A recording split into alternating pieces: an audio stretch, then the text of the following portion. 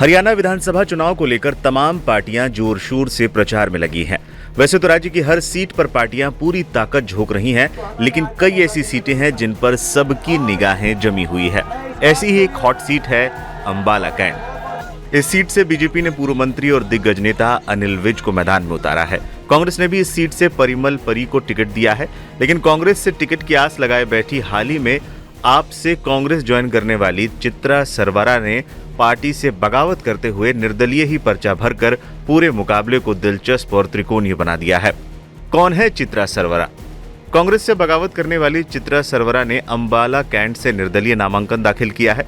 चित्रा आप के पूर्व नेता और वर्तमान में कांग्रेस पार्टी के टिकट पर चुनाव लड़ रहे निर्मल सिंह मोहरा की बेटी है। चित्रा को आप पार्टी ने हरियाणा प्रदेश उपाध्यक्ष बनाया था।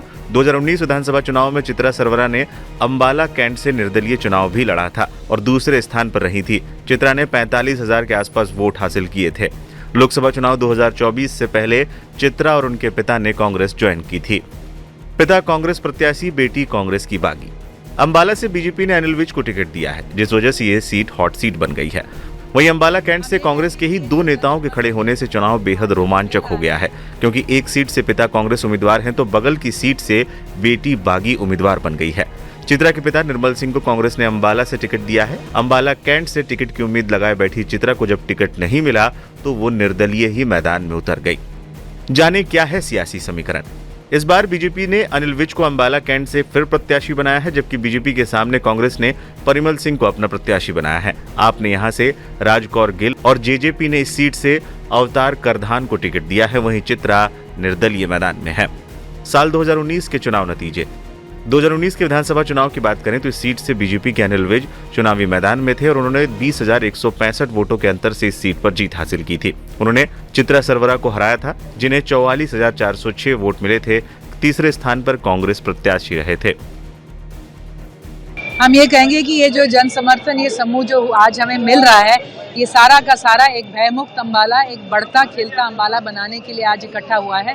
और जब से हम निर्दलीय हुए हैं तो मैं देख रही हूँ कि पार्टी लाइन से ऊपर उठकर आज एक अंबाला के लिए सांझ बनती जा रही है। इस सांझ का मैं स्वागत भी करती हूँ और मैं यही कहूँगी अंबाला से कि जो भी आपकी उम्मीदें हैं उस पर पूरा खरा उतरने के लिए मैं अपनी पूरी मेहनत, अपना पूरा विवेक लगाऊंगी।